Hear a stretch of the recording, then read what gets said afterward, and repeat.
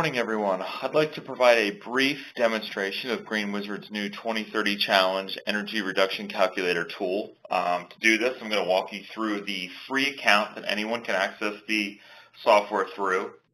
If I'm going to follow along here, I'm going to just do a quick demonstration of some of the features and functions. So from the main login page, any user can come in with a free account. You simply enter your username and password. And from here, you can land right on the dashboard of GreenWizard's free account user interface. You'll see right at the top of the page, there's an energy reduction calculator tool set. There's an introduction to the free trial offer where GreenWizard's giving a free full access support account through April 15th. And then you can go in through some of the features and functions that that full software package offers. So I'm going to click here and hit Get Started. It'll drop me right onto the basic information, step one of inputting the project and energy use details. So from this page, I'm going to enter the first section, which is project square footage. I'll just put an estimated 120,000 square foot building in here. Obviously, the next section below is estimated completion date. I'm going to put in a completion date of, let's just go with next month, the 30th of April, 2013. And then we also have the ability here to do a energy reduction percentage. So based on code ASHRAE 90.1, depending on, there are certain reductions earlier on in the project that you can use, say a 20% reduction over baseline. This is for projects that have not quite got to the stage of energy modeling where they're collecting that a deeper dive of information. So you can put 20% in here and save those changes, but I also want to give the example of providing an energy file. So I'm going to use the eQuest PARMS file option. So I'm going to go back in here and I'm going to remove that 20% and I'll show you how that affects later. The next section is the average site use intensity, or EUI, also marked in red as a required missing field. So we have two options. Those of you that are familiar with the energy reduction calculator in general have the preferred option here is the regional average. So we either may know that information depending on what stage of the project or your use or your role in the project. And if we wish, we can go right from GreenWizard to the Energy Star Target Finder. This takes you right to Energy Star's website where we can go in here and select the individual fields, the type of project, etc. Go through this information and it will give you your regional EUI calculation. If we don't know that, we also have the ability here to do the alternative option, which is determining the national average site EUI. So for example, I can also go in here and say we have an education building of, say, 100,000,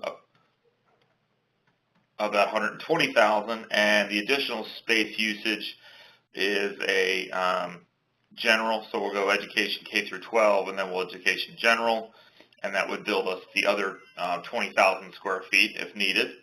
I can continue to add rows based on the individual pieces of our project.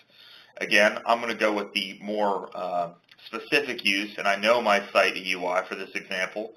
It's going to be 161,000, and I can go in here and save those changes. So we've now got the two required field sections completed here at the top. Another nice feature of GreenWizard's application is being able to calculate the energy cost savings. So for this project, if you know your actual energy cost, say for this example, I'm going to do 15 cents per kilowatt hour. If you know your cost for gas, district cooling, district heating, fuel oil, etc., you can put in those changes. I'm going to go in here and save them as is with just electricity. And now we go down to the more detailed section of this project where we have some project information already put in. I want to show you how that information gets populated. So my energy use for this project, I'm going to upload an eQuest file.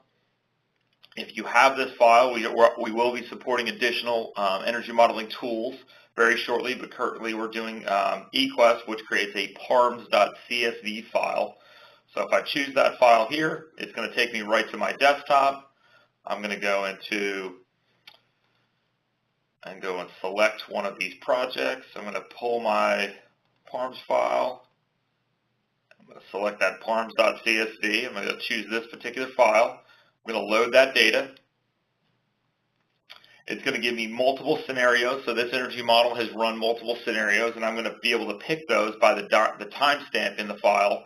So date and time, these are all run on the same day, but I'm going to select the last scenario that we ran.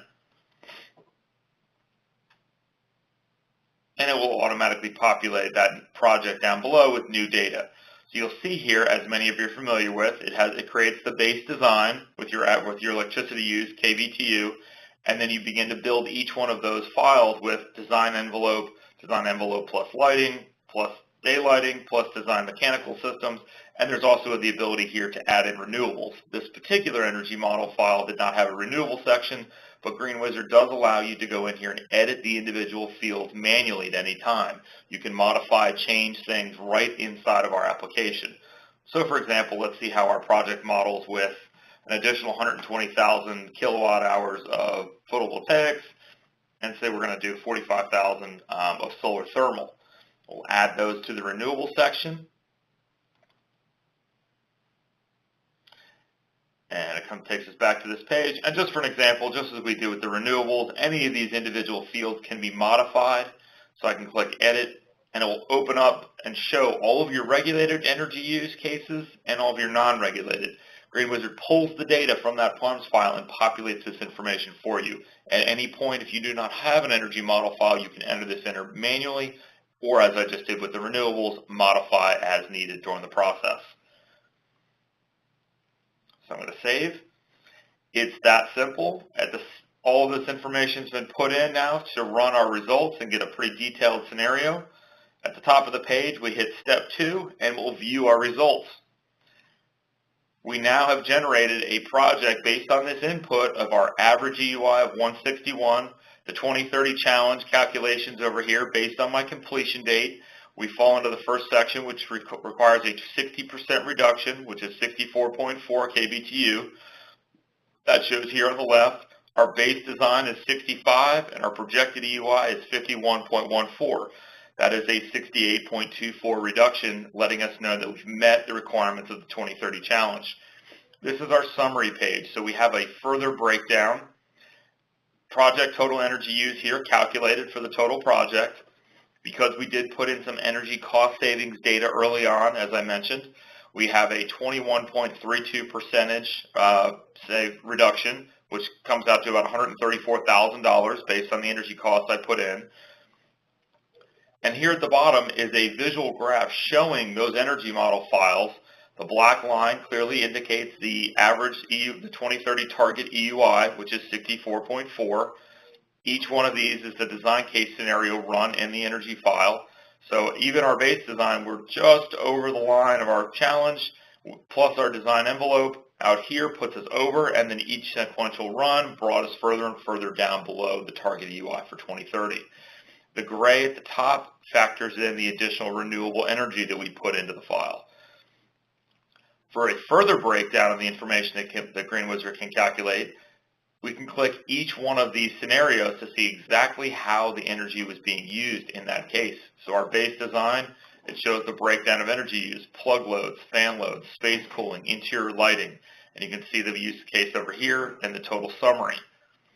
If I go into the second scenario, which is base design plus the design envelope, we can now get a further reduction. So energy used, you'll see it's very interesting. At this point in the project, we have actually not generated any savings. We're at plus 10.45, so we've gone above and beyond the base case. Energy savings, and again, it shows you the breakout of how that energy is broken up in the project. Adding that to the design lighting, we're now back at a positive 16.49% energy savings. And again, we can go down here, not only see the cost savings, but we can see the energy breakdown. In the third case, so the envelope plus design lighting plus day lighting, we're just barely over the threshold. We're back at 1.12%. Plus design mechanical, we've got now 14.15%. And then as we go, again, we can always view out the renewable section. So we've got the renewable energy summary generated here.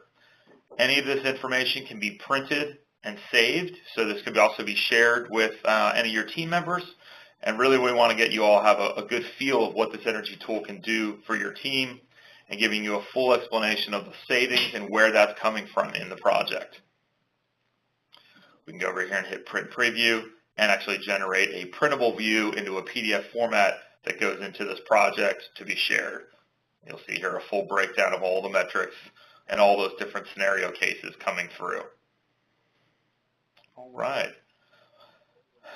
That covers the basic information for what we've given to this tool. We welcome your thoughts and input. Welcome you to try out the tool, put in your information, and see what your results come back as. If you contact us with any questions, we'd be happy to answer and walk through any scenarios you may have. Again, thank you for all your time. We look forward to working with all of you.